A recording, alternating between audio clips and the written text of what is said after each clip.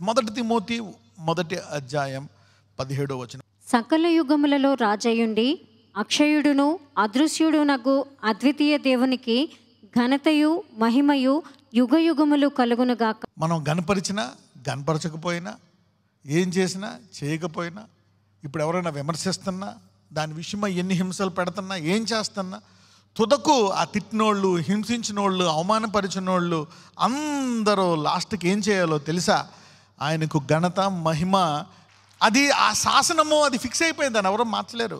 అందుకే అవతల విమర్శిస్తే రోషం తెచ్చుకోక అనుకుంటా, బాబో ఇంత దారుణంగా చేసేస్తున్నారేంటి అంటే ఏంటి అక్కడ time అయిపోవచ్చింది.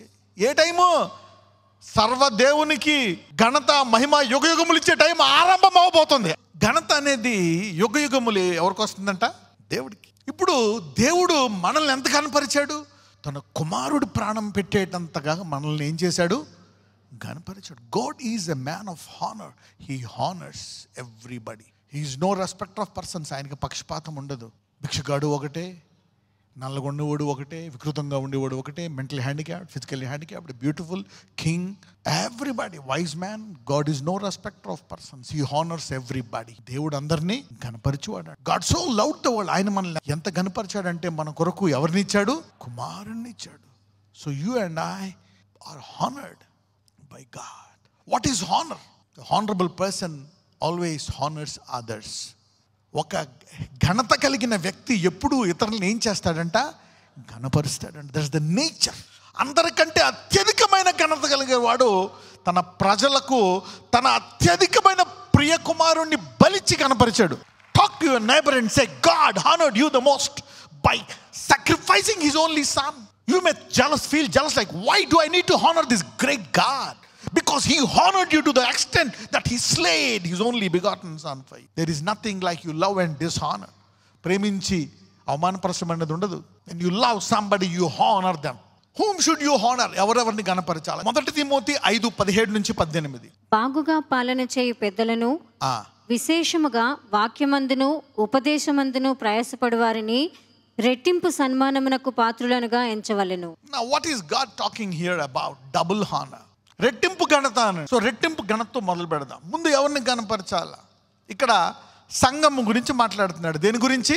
God is talking about the church here. Number 1, if somebody is ruling the church, ఒక లీడర్, అతను సీనియర్ అయిపోయి అక్కడ ఉన్నాడు, బోధించవచ్చు, వేరే వాళ్ళు పాస్టర్లు బోధిస్తారేమో, కానీ అతను ఒక పెద్ద. సంఘములో మరి ఆ కాలంలో ఒక యాజకుడు ఉండేవాడు. యెరూషలేము ఉంటున్నప్పుడు అక్కడ సినగాగులు యేసుప్రభువు వారు తిరిగే సమయంలో ఆ యాజకుడికి ఒక పేరు ఉంది. ఏం పేరు అంటారు? ప్రధాన యాజకుడు. అతను చెప్పిందే, బాగుగా పాలన చేయు పెద్దలను విశేషముగా వాక్యమందును ఉపదేశమును ప్రయాసపడు వారిని రెట్టింపు సన్మానకు పాత్రులుగా ఎంచవలను. సో నీ కోపం వస్తే నువ్వు అందరినీ తిట్టేయచ్చు. మీ ఆవిడని తిట్టు, వాళ్ళని తిట్టు, వీళ్ళని తిట్టు. కానీ ఇక్కడ వాక్య పరిచర్య వచ్చేవాడికి నువ్వు జాగ్రత్తగా ఉండాలి. అతను నిన్ను మోసం చేసినా, నీకు ఏదన్నా ఇబ్బంది పెట్టినా, అది చేసినా అతని కోసమా? ఎందుకు? ఆజ్ఞానికంటే ఏమంటారు? దేవుని యొక్క చిత్తము కాబట్టి. సాధారణంగా తండ్రి మీద కొంచెం కోపడతారు, ఎందుకంటే దెబ్బలు పడతాయి కనుక, భయం ఉండాలి కనుక. తల్లి మీద ద్వేషించే కుమారుడు కుమార్తె చాలా తక్కువ కోపం తెచ్చుకొని. ఎందుకంటే I saw mother's love running out sometimes. ఒక్కొక్కసారి తల్లి ప్రేమ కూడా, అమ్మో నా వల్ల కాదు ఈ కొడుకు వెళ్ళిపో, ద లవ్ రన్స్ అవుట్. ఒక్కొక్కసారి రన్స్ అవుట్ అంటే గిన్నె ఖాళీ అయిపోతుంది. తల్లి గిన్నె కూడా ఖాళీ అయిపోతుంది, తండ్రి గిన్నె ఖాళీ అయిపోతుంది, స్నేహితులు గిన్నె ఖాళీ అయిపోతుంది, సాయం చేసేవాళ్ళు గిన్నెల పట్ల ప్రేమ ఖాళీ అయిపోతుంది. కానీ దేవుని గిన్నె ఖాళీ అవ్వదు. ఆగండి, ఎందుకు తెలుసా? ఎందుకంటే గిన్నె పేరే God's love doesn't run over, doesn't get empty, because God is love. ఆ గిన్నె పేరే ప్రేమ. అందులో ఇంకా నింపబడేది ఏంది? ఊరుతా ఉంటుంది అందులో ఎక్కువ. So God's love can never run down. అయిపోవడం అంటూ ఉంటుందా? పొర్లిపోవడం కాదు. ఆ గిన్నె ఖాళీ అయ్యే ఛాన్స్ ఉందా? So God is telling here, బాగుగా పాలన చేయి పెద్దలను. So honour is being diminished. ఘనత తగ్గిపోతుంది. వర్డ్తో డీల్ చేసే వారిని, వాక్యంతో డీల్ చేసే వారిని ఏ ఘనతతో చేయాలంట? Double honour. ద్వితీయోపదేశ కాండము 5:16, నిర్గమకాండం 20:12, ఎఫెసీలు 6:1-4, మత్తయి 19:18-19. ఫస్ట్ చదవమ్మా. ఈ 4 ఒక గ్రూప్ గా పెట్టుకోండి. ద్వితీయోపదేశ కాండము 5:16. నీ దేవుడైన యెహోవా నీకు అనుగ్రహించు దేశములో నీవు దీర్ఘాయుష్మంతుడవై నీకు క్షేమము కలుగునట్లు నీ దేవుడైన యెహోవా నీకు ఆజ్ఞాపించినలాగున నీ తండ్రిని నీ తల్లిని సన్మానింపు. హానర్ అని ఎందుకు అంటున్నాడు దేవుడు అంటే, మన దేవుడిని గణపరచవచ్చు. ఈ భూమి మీద నీకు చిత్తం ఇచ్చేశాడు. ఈ దేవుణ్ణి అవమానపరచవచ్చు, సిలువు కూడా వేసేయచ్చు. There are option. ఇక్కడ చాయిస్ అనండి. నీ ఇష్టం. నువ్వు పొగడొచ్చు. ఈరోజు పొగుడుతావు, ముఖం మీద చూడండి, చాలాసార్లు ముఖం మీద ఒకటి మాట్లాడతాం, మొహవాటానికి వెనక్కి వెళ్ళాక చిదిరిడతాం. But God wants us to be different. You need to have a revelation to be a revolutionary person. Right? Okay. Number 1 గుర్తుపెట్టుకోండి. నీ తల్లిని తండ్రిని, నీ శరీర సంబంధమైన తల్లిని తండ్రిని ఏం చేయాలంట? సన్మానించాలి. ఆజ్ఞ కావాలని సన్మానించాలి. వాళ్ళు తప్పులు చేస్తున్నారా? పొరపాటు చేశారా? నోవా తాగేసి పడిపోయాడు, బట్టలు లేవు, ఒకడు అవమానించాడు. అతని నుంచి ఎవరు వచ్చారు? ఆ నిమ్రోన్ నుంచి లాస్ట్లో దాని నుంచి ఎవరు వస్తారని చెప్పాను. అందులోంచి లాస్ట్లో ఎవరు వచ్చారు? బాబిలోన్ నుంచి వచ్చే దురాత్మల సమూహాలన్నీ ఆ తెగలోంచి వస్తాయి. ఇప్పుడు ఎవరైతే తండ్రి తన పొరపాటు చేసిన అవమానపరచకుండా తండ్రిని గణపరిచాడో అతని నుంచి ఎవరు వస్తారు? యేసయ్య. ఎఫెసీలు 6:1-4. పిల్లలారా, ప్రభువునందు మీ తల్లిదండ్రులకు విధేయులై ఇది ధర్మం. నీకు మేలు కలుగునట్లు నీ తండ్రిని తల్లిని సన్మానింపు. అప్పుడు నీవు భూమి మీద దీర్ఘాయుష్మంతుడు వగుదువు. ఇది వాగ్దానముతో కూడిన ఆజ్ఞలలో మొదటిది. ఆజ్ఞలలో అంటే నువ్వు కృపావాక్యం తెలుసుకున్న తర్వాత కూడా మొట్టమొదటిగా ఏం చేయాలా? దేవుణ్ణి తర్వాత ఎవరిని కనపరచాలా? You will know a person's future by the way is honouring his mom and dad. Not now, he may be super now, his future. ఎందుకు దేవుడు ఇన్నిసార్లు చెప్తున్నాడు? ఎందుకంటే వాళ్ళు శరీర సంబంధులే. వాళ్ళని తిట్టి దూషించే పనులు కూడా వాళ్ళు చేయొచ్చు. They may lose control, they may do some mistakes.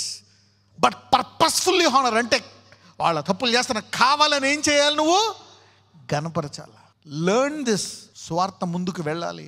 మత్తయి 19:18-19. యేసు నరహత్య చేయవద్దు, వ్యభిచరింపవద్దు, దొంగిలవద్దు, అబద్ధ సాక్ష్యము పలుకవద్దు, తల్లిదండ్రులను సన్మానింపు. ఇవన్నీ కూడా ఉన్నాయి రూల్స్. నిన్ను వలె నీ పొరుగువానిని ప్రేమింపవలను అనునవియే అని చెప్పను. So Jesus himself is telling again, honor the father and mother. You cannot be a preacher, prophet, healer, worshipper and try to talk negative and raise your voice against your mother. Should be careful in this area, young people.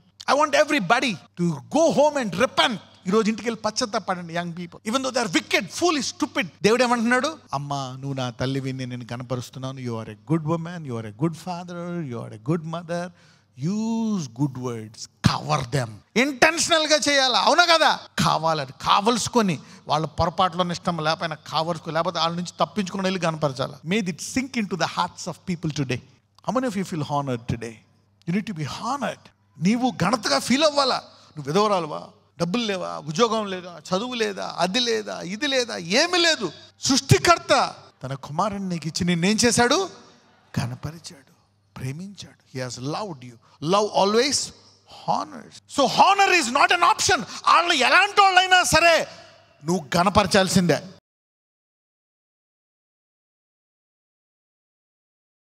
Lord Jesus, ఇప్పుడు దాకా మేము చేసిన దాని విషయమై పశ్చాత్తాపడుతున్నాం. నన్ను తిట్టిన వాళ్ళు, నా శత్రువులను కూడా, అయ్యా, let me honour them, let me release them today. A seed of honour. I want to so a powerful seed of honour. నన్ను 20 సంవత్సరాలు హింస పెట్టారు, 30 సంవత్సరాలు హింస పెట్టారు, జీవితాంతం హింస పెట్టారు. I will release them today. ఈరోజు నేను వాళ్ళని విడిపిస్తున్నాను నాయన. ఈరోజు నేను నా 3.5 సంవత్సరాలు నన్ను చాలా ఇబ్బంది పెట్టారు, అయినా నేను వారి కొరకు రక్తం కారుస్తానని సిలువ మరణం ముందుకు వెళ్ళిపోయాడు. నేను కూడా అయ్యా, నా మిగిలిన జీవితము నేను వాళ్ళని గణపరిచి విడిపించి నేను జీవిస్తాను. నజరేయుడైన యేసు నామమున ప్రార్థిస్తున్నాము తండ్రి. ఆమేన్.